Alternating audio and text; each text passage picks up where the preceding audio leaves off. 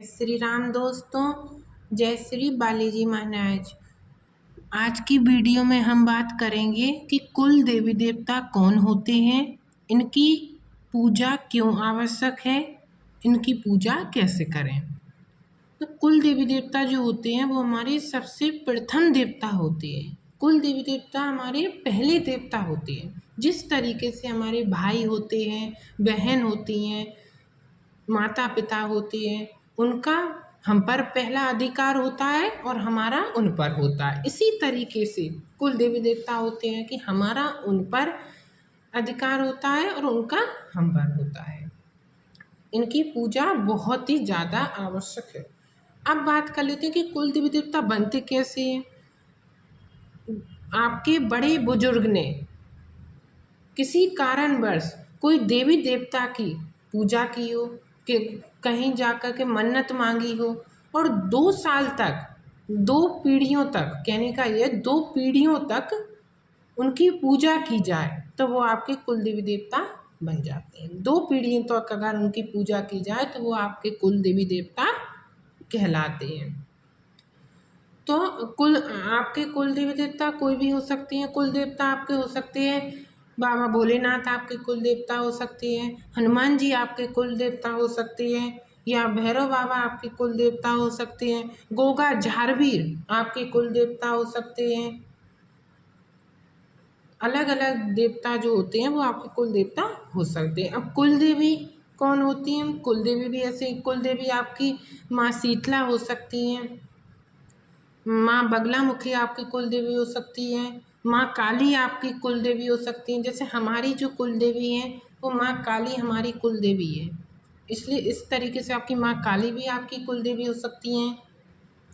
माँ वैष्णो देवी आपकी कुल देवी हो सकती है, माँ दुर्गा आपकी कुल देवी हो सकती हैं। अलग अलग कुल देवियाँ आपकी हो सकती हैं।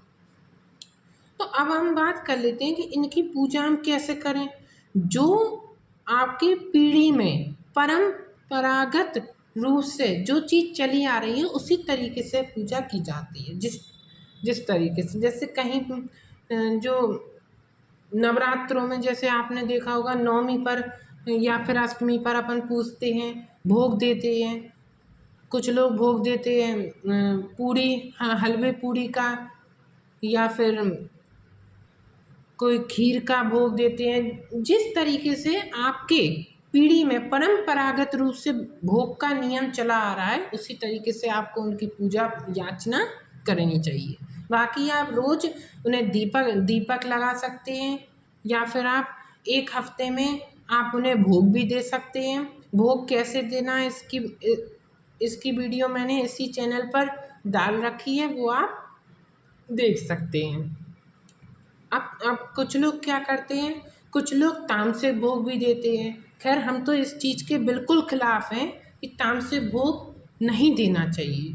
तामसिक भोग जिसके दिया जाता है उससे कभी माँ प्रसन्न नहीं होती है, इसलिए तामसिक भोग हमें नहीं देना चाहिए। हमें हमेशा 7वें ही देना चाहिए।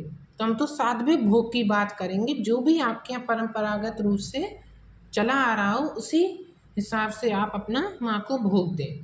तो इनकी कृपा बहुत ज़रूरी है। अगर कुल देवी देवता आपसे रुष्ट हो जाते हैं तो फिर बहुत दिक्कत आपके जीवन में हो जाती है। जैसे कि आपके जीवन में बीमारियाँ आना, आप कभी भी सुखी नहीं रह पाओगे। कहीं कहीं आप जाओगे तो आपका एक्सीडेंट हो जाएगा। बहुत सारी चीज़ें आपके जीवन में घटित होंगी। पैसा आएगा पर टिकेगा नहीं, पैसा आएगा ही नहीं। बहुत सारी दिक्कतें होती हैं अगर हम कुल देवी देवता को मानकर नहीं चलते। अब क्या होता है कि जो आज की जो पीढ़ी है, आप जानते ही हैं, जो आज के बच्चे हैं वो इतनी पूजा पाठ नहीं करते, वो कुल देवी देवता को नहीं जानते। लेकिन आप लोग उन्हें बताइए कि कुल देवी देवता कौन होते हैं, इनकी पूजा कैसे करें, क्योंकि तभी तो वो पीढ़ी दर पीढ़ी वो पूजा करेंगे। आप उन्हें बताओगे पर उनके बच्चे उन्हें इस तरीके से, तो उनकी पूजा बहुत ज़रूरी है। अगर आप उनकी पूजा करते हो तो आपको सब कुछ प्राप्त होता है। आपके पैसे संबंधित अगर आपकी कोई दिक्कत है, वो दूर हो जाती है, संतान संबंधित दिक्कत दूर हो जाती है। नौकरी अगर आपकी नहीं लग रही तो आपकी नौकरी लग जाएगी। बिजनेस अगर आपका नहीं चल रहा तो आपका बिजनेस चलने लग जाएगा। बहुत सारी चीज़ें, बीमारी अगर बहुत ज़्यादा है तो वो बीमारी भी ठीक होने लग जाएगी। कोई भी ऐसा कार्य है जो आपका रुका है वो आपका बनने लग जाएगा अगर कुल देवी देवता प्रसन्न होगी तो। मैंने बताया ना, सबसे प्रथम देवता आपके कौन है? कुल देवी देवता। इसलिए उनकी पूजा आप जरूर करें, उन्हें भोग दें, उनके नाम का दीपक जलाएं, कभी कभार उनके नाम की अखंड ज्योत भी आप जलाते रहें। यही होती है उनकी पूजा। या फिर आपके पीढ़ी में जो परंपरागत रूप से जो चीज़ चली आ रही है उसको आप निभाएं। ठीक है, आज की वीडियो में बस इतना ही। मुझे आशा है आपको मेरी ये जानकारी अच्छी लगी होगी। अगर अच्छी लगी हो तो प्लीज़ लाइक और सब्सक्राइब करें, कि सब्सक्राइब करने के बाद सबसे पहले आपके पास ऐसी ही ज्ञानवर्धक वीडियोस पहुंचती रहें। जय श्री राम, जय बालाजी महाराज।